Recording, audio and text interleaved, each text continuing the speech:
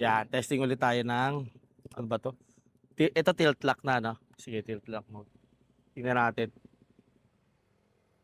'Yun.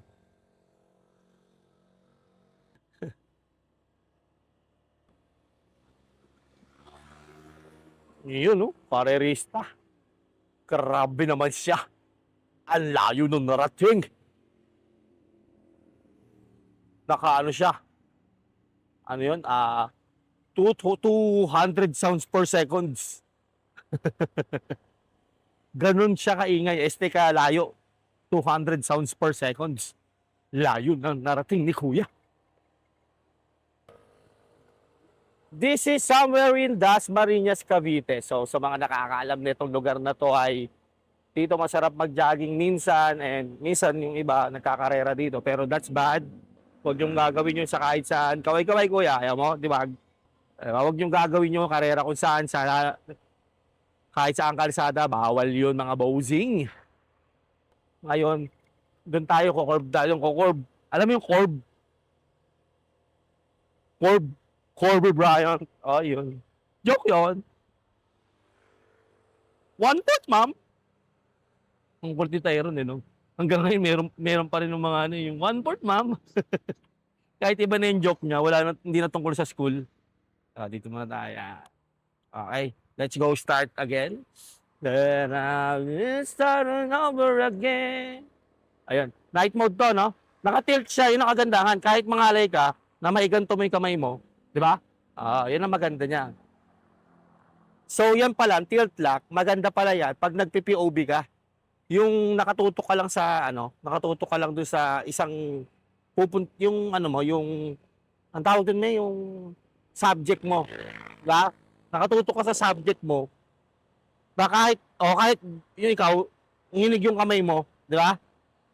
So, let's go. Yan. Ganda ng car wash nila, oh. May lounge. Grabe.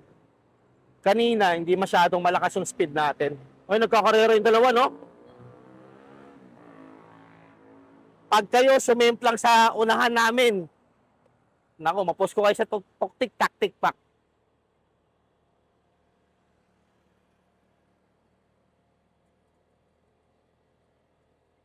Ganda rin dyan, no? Green Meadows, no? Naikutan natin tong lugar na to.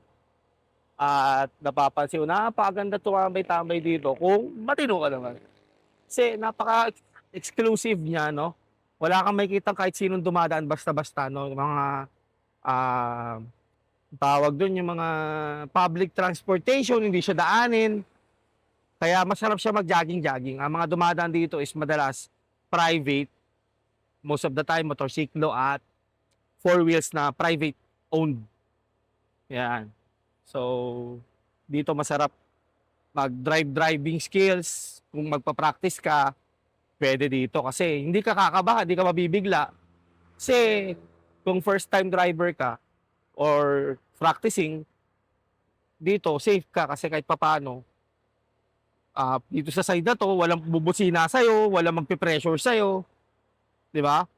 Dito pala tayo, pag nakabili ulit tayo ng sasakyan, dito kita pagpa-practicein.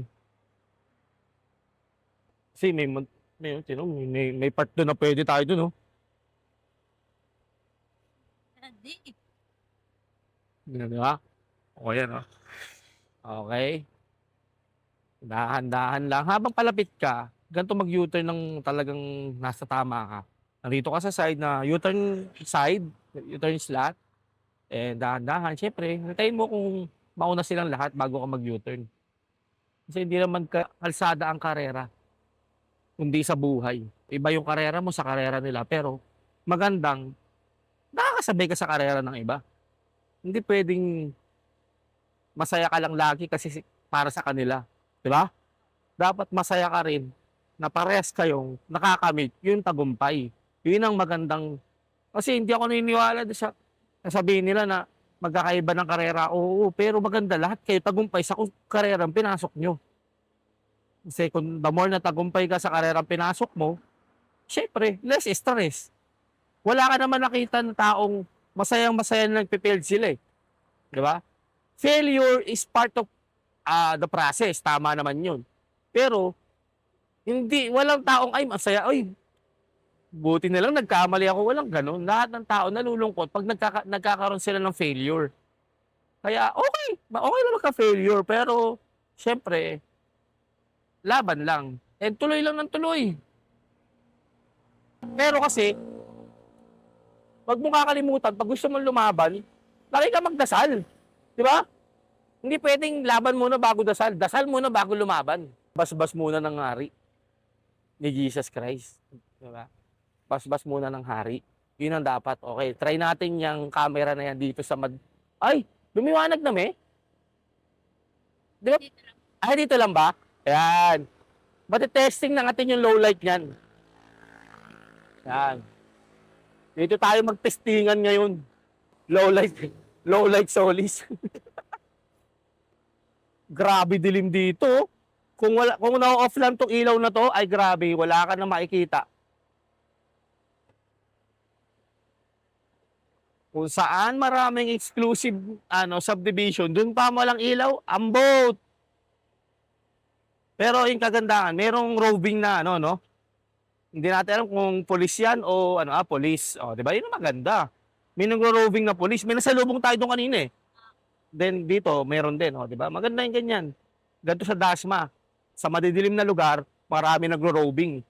Tama yun. Iwas sa mga masasamang tao. Kasi hindi mo kailangan maging masamang tao para magtagumpay o para kumita. Sapat na ng binibigyan ka ng araw-araw, hindi masamang maghangad ng mas marami as long na nakukuha mo siya sa malinis na paraan. Tama? Kasi hahangadin mo yung pera ng iba, masama yun, greediness yun. Sa pagiging greedy, lumalabag ka na sa batas. At nakakawawa mo yung mga taong dapat mapuntahan ng pera na yun. Salamat sa rides. Ay, nakaka-relax. Gusto ko talaga nang nagra-rides ng ganitong oras. Nare-relax ako. Okay na tayo dito. Oh, dito na pala yung Dito siguro yung malakas sa kanila. Kaya iniwan nila yung TNC dun sa ang tawag dun, sa highway.